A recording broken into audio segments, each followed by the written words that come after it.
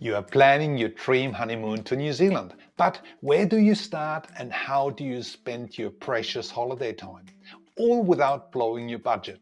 In this video, you'll get a proven 14 days New Zealand honeymoon itinerary covering both islands, packed with romantic stays, must-do experiences, and smart travel tips to make every moment count.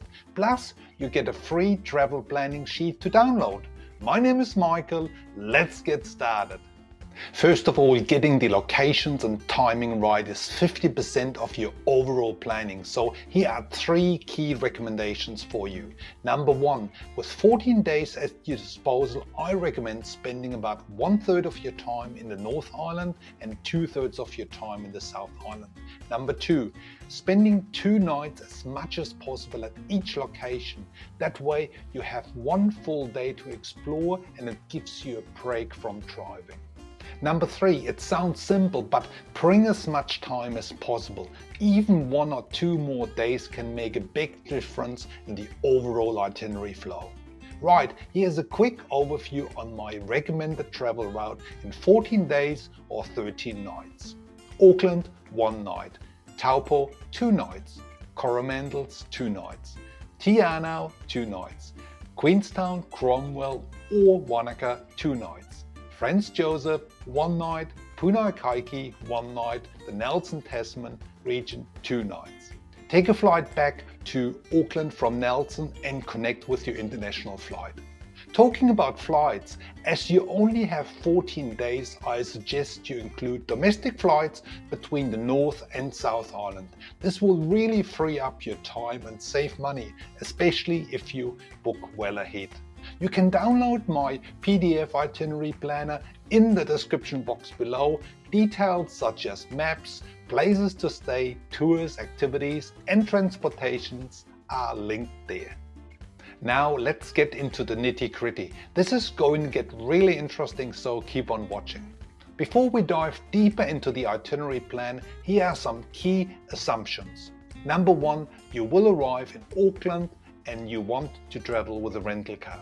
Number 2, you are generally interested in nature experiences, hiking, outdoor tours, culture and good food.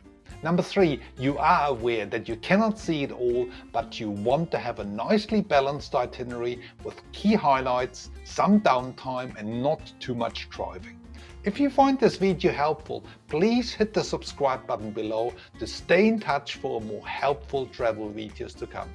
So most travelers will arrive into New Zealand via Auckland. With long-haul flights from Asia and North America, do not immediately get into your rental car and start driving. Instead, use an Uber, taxi or shuttle service to get into the city.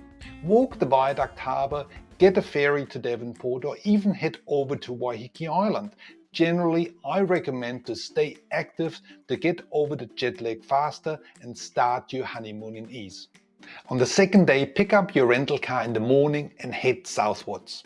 Check out the best rental car options on the Discovery Car website with a wide range of affordable rental car options. See the links in the description box below. This is a very important part of your budget, as by selecting the right rental car you will save heaps. More on the cost-saving options throughout this video. To make the best use of your time, I recommend that you drive towards Hamilton first. You may want to visit the glorious Hamilton Gardens or go straight to Waitomo and do one of the caving tours. For the Waitomo caves you have 5 or 6 different tour options, so check out my Waitomo cave video in the description box below as a link. If you are keen to explore and hike the Tongariro National Park, you are best to stay in Taupo for 2 nights. Taupo is also a good base to check out the thermal sites between Taupo and Rotorua. On day 3, drive towards the Coromandel Peninsula. Along the way, you could do a cultural tour in Rotorua or the Canopy zipline tour, which I highly recommend. Also, the Hobbiton film set tour is on your way. However, you will not be able to fit in all of these options, so you have to make some tough decisions. Spend 2 nights on the Coromandel Peninsula. It's a completely different space to other parts of the North Island. Stay on the eastern side for the best spots such as Cathedral Cove and Hot Water Beach. Again, see links in the PDF listed and in the box below.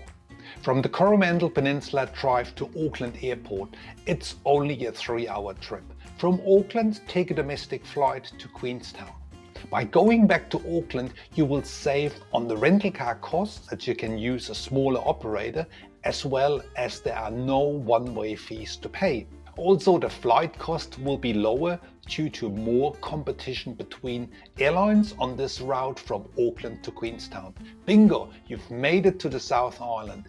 Don't even think about using the ferry. This will take far too much time on the road. You're much better off to using this time to explore the many national parks and scenic spots.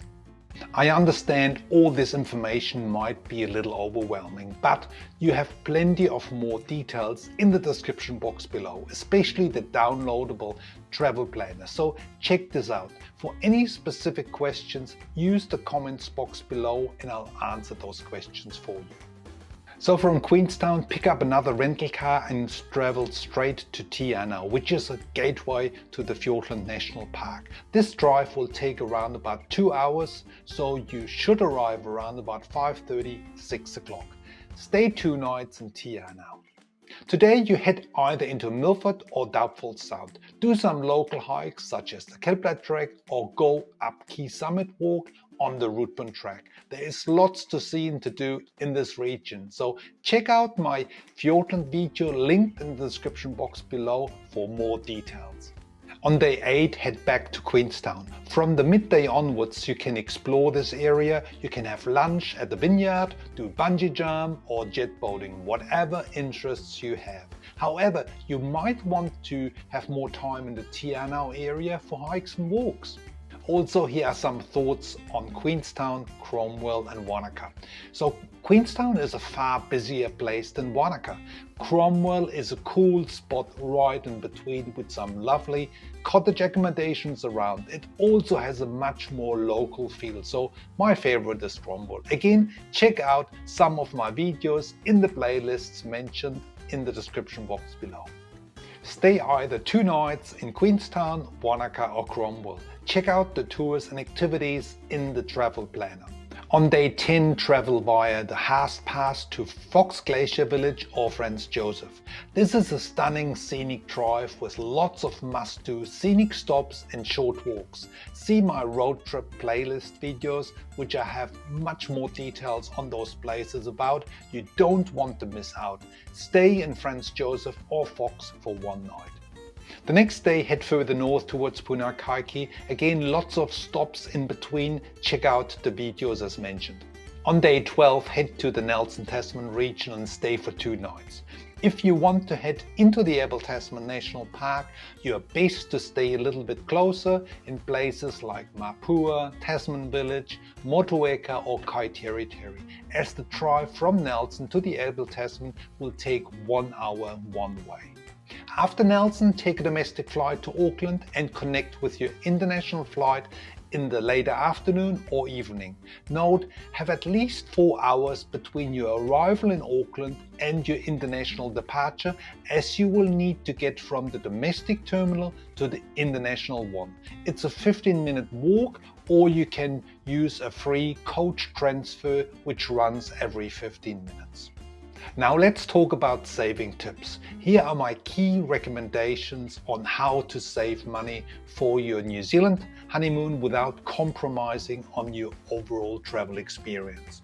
Number 1, plan early. New Zealand has a small population base with limited accommodation options. The best places, the ones you would call good value for money, are especially booked up first.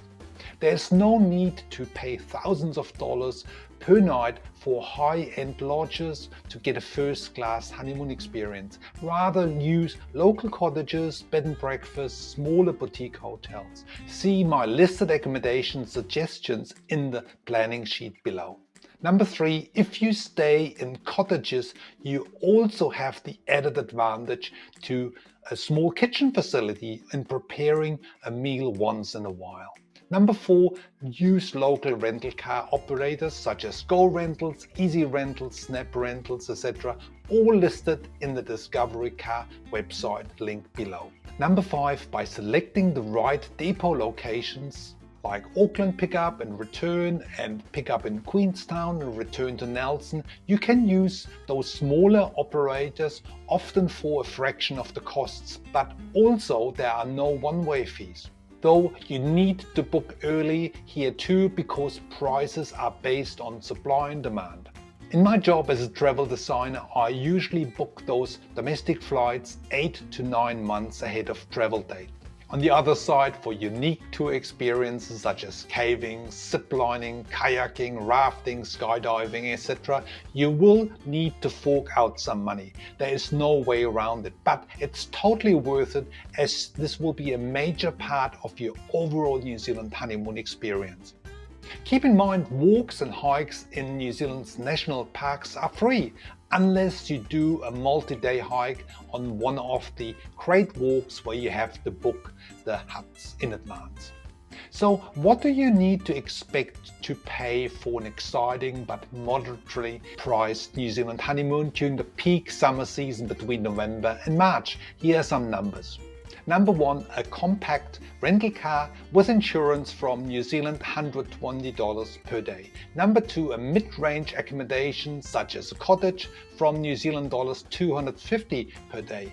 Number 3, refundable domestic flights between the North and South Island from New Zealand $250 per person if you book those at least 6 months ahead. For tours and activities, there's a big range between $100 to $500 per person, so this really depends on your interests, budgets and desires. Going out for a meal with a glass of wine or a beer, that would cost you about $50 per person. So realistically, you need to consider about 5,000 New Zealand dollar per person for 14 days or around $700 New Zealand per day for the two of you. This would be around about Euro or US dollar 400 per day, which is not too bad. Naturally, you could spend twice as much with more upmarket accommodation and more high-value tours, such as a helicopter flight. On the other side, you could go lower without any tours or motel-style accommodation. Though, for a special trip like this, I would not recommend this option.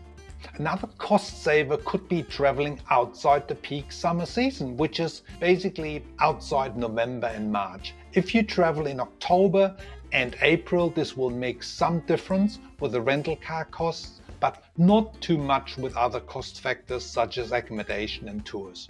So this gives you a great sample New Zealand honeymoon itinerary in 14 days. To find out more about the best time to travel New Zealand, check out this video up here. Thanks very much folks for watching. See you in the next video.